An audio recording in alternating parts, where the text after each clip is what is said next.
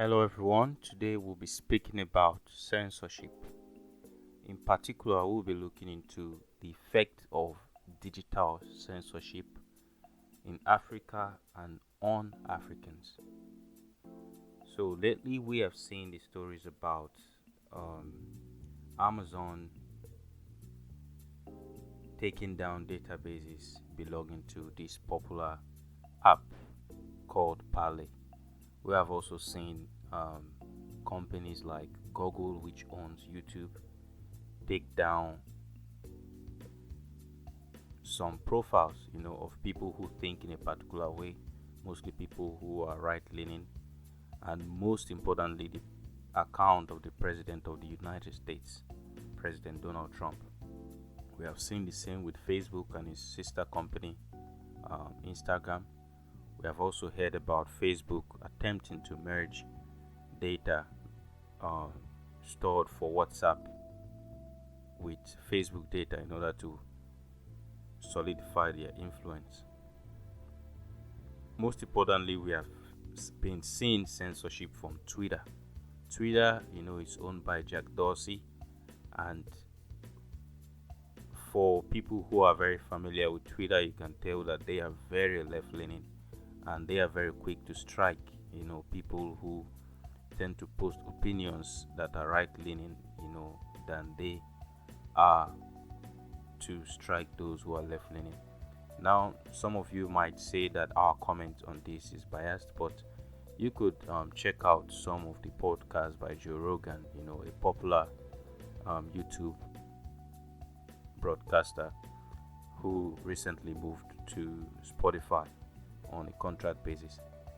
But let's not go too far, and let's come back to today's topic, which is looking at the effect of digital censorship of this nature on Africans and in Africa, because the earlier we bring this under control, the better for us. Currently, there are not too many software companies in Africa. Most of them, that exist are owned by foreigners, and many of the data it's not even in our possession. So this is digital colonization. This could end up really either good or bad, depending on how the data is being used. Africa has gotten to a point where we need to start controlling the narrative, which is part of the goal of My Future Africa. Now, if we don't have control of the digital space, we can't control the narrative. We have to look into something else, which has to do with influencing opinions and affecting politics via mood control using user newsfeed. A few years ago, some of us might have come across this article by Facebook, whereby they kind of experimented on how people reacted when their newsfeed was made to look a particular way in the mornings. Let's say when they put in negative news in the mornings, how did the users react? Did they log out quickly? Did they, tend to use the sad emoji more frequently? All that stuff. These things were used to study people, and definitely they did the studies for a reason. Now they came up with conclusions and probably came up with a model which they could use to influence people's opinion. Now we can look into Africa and see how fragile the continent currently is because of the state of education in our continent. Social media has done a lot of good for us, but we must also look into the potential of social media being used to influence politics and create crisis, within the continent. This is another reason why we need to control the social media space in Africa. This shouldn't in any way prevent free speech, but should just make sure that things are being done rightly, and we have control and no more colonization. Now let's look into another case involving the French government, which recently, Facebook released an article whereby they claim to have taken down many accounts belonging to the French government, or military men, connected to the French government.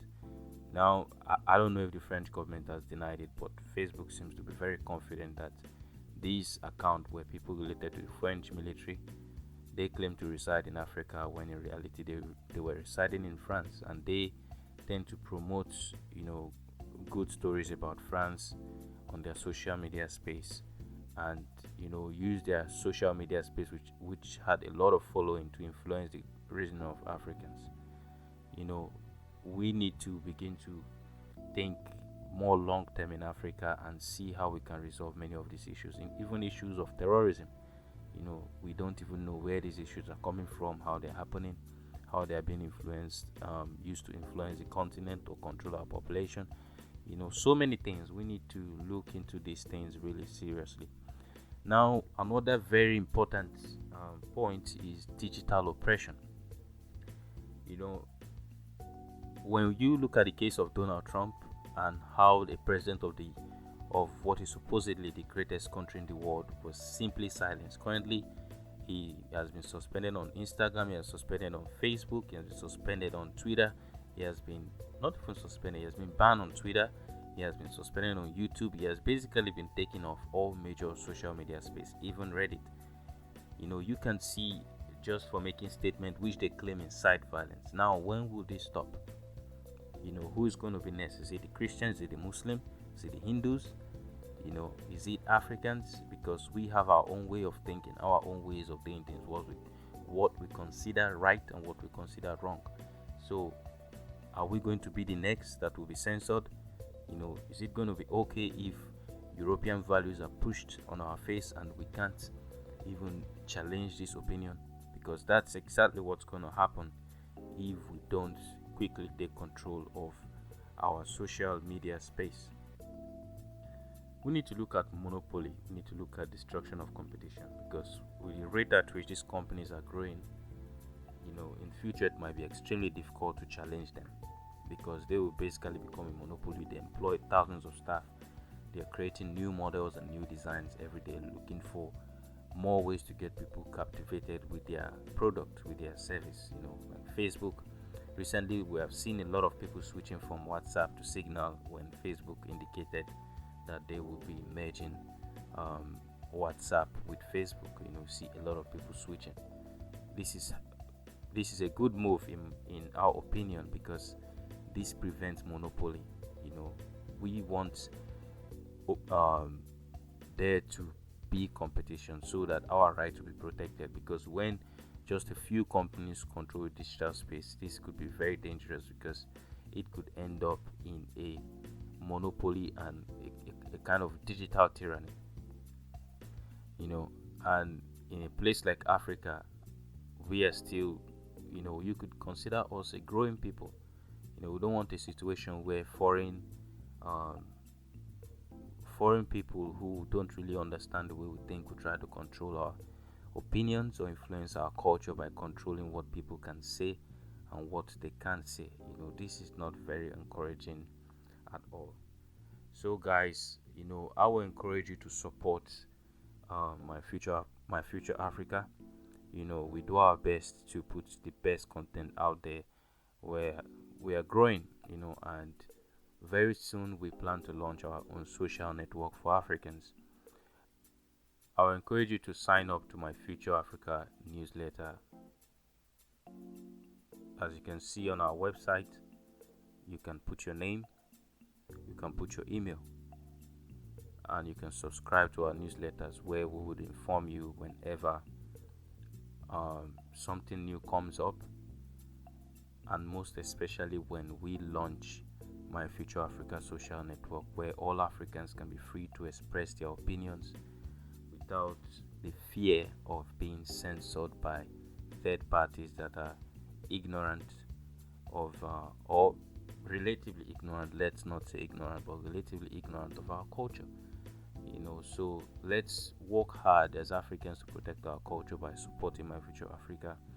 Please, as you can see at the top of the channel, you can also go to our Facebook page, and like our Facebook page, like our Instagram, follow us on Instagram, and follow us on YouTube.